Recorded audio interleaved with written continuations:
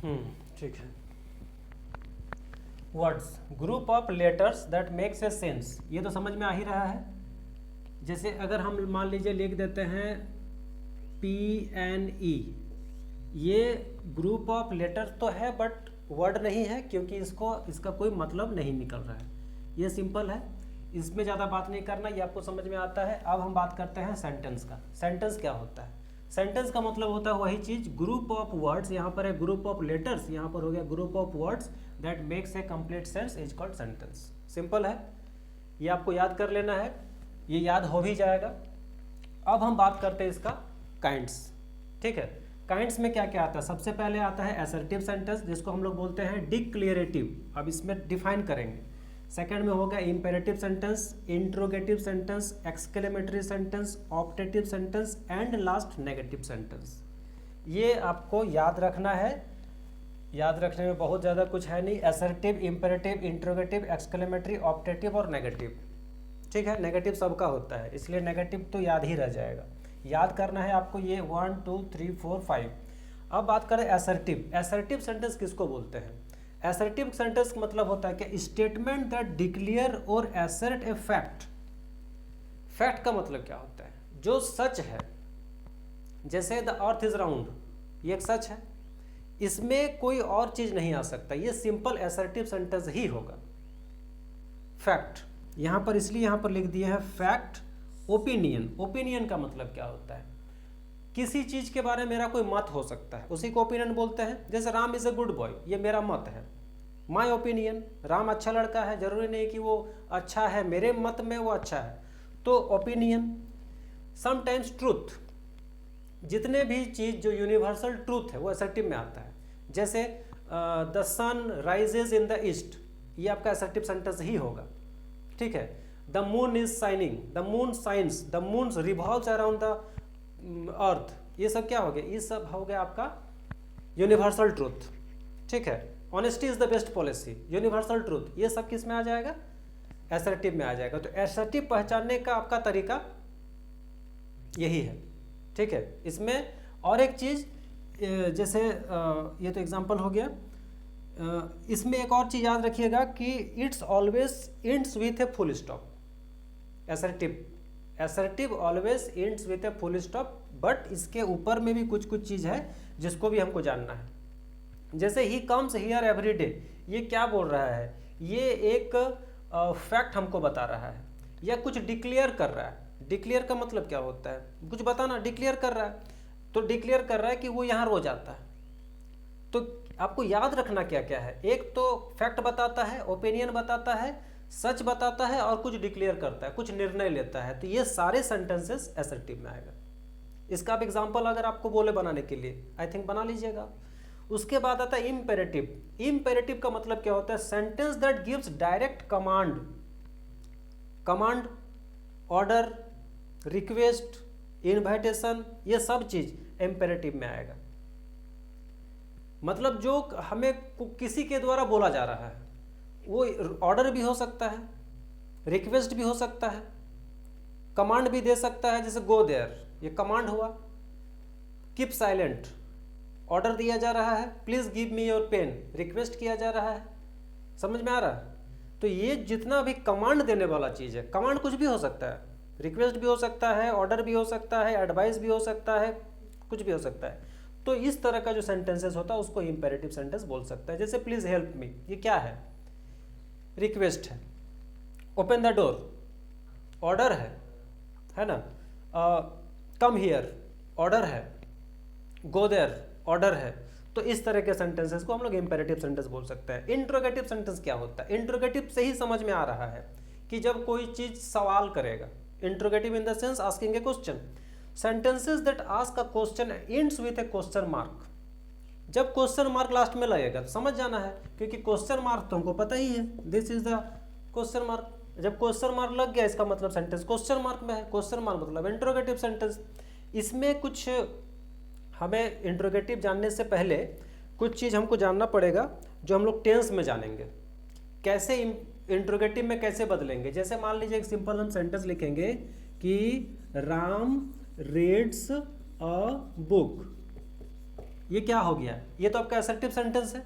अब इस सेंटेंस को अगर हम इंट्रोगेटिव में बदले, कैसे बदलेंगे?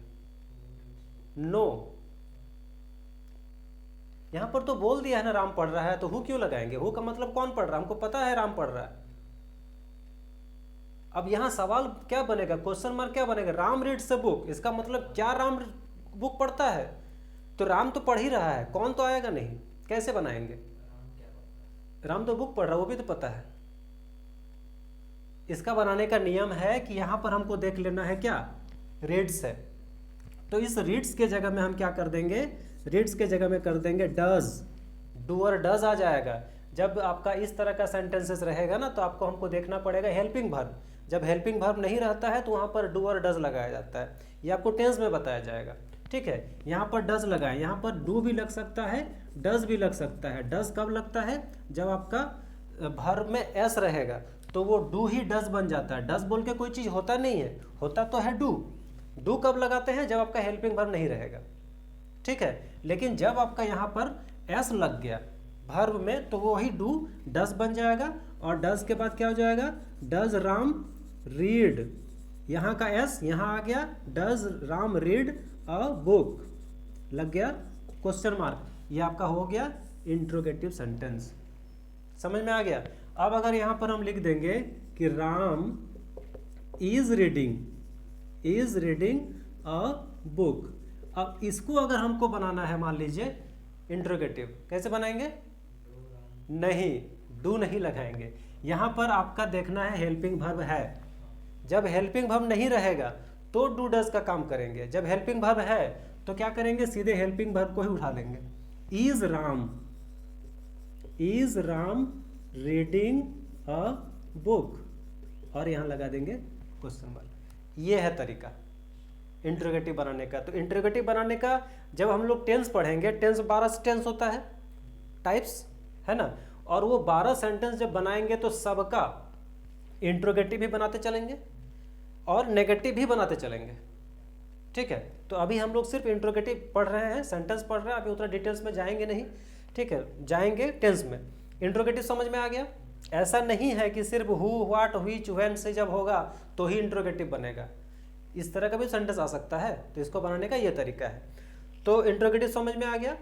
एक्सक्लेमेटरी, एक्सक्लेमेटरी का मतलब क्या होता है? एक्सक्लेमेटरी का मतलब होता है sentence that conveys strong emotion, इधर हैप्पीनेस और सैड, जॉय और अनप्लेजेंट। स्ट्रॉन्ग इमोशन, जब हमारा भाव स्ट्रॉन्ग हो, चाहे वो गुस्सा के हो, खुशी से हो, दुख से हो, लेकिन इमोशन तो है और बहुत ज़्यादा है। अगर हम खुश हैं तो इसका मतलब हमारा भाव बहुत ज़्यादा है, दुख है इसका मतलब भी भाव बहुत ज़्यादा है, तो इसीलिए बोला गया है स्ट्रॉन्ग इमोशन।